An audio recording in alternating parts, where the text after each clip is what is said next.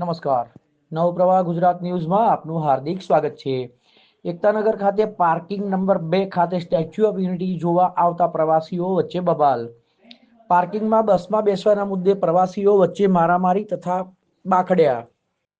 Police તંત્રની નિષ્કાળજી તથા બેદરકારીને કારણે બની ઘટના. સ્ટેચ્યુ ઓફ યુનિટી જોવા આવતા પ્રવાસીઓ વચ્ચે મારામારીના દ્રશ્યો આવ્યા સામે.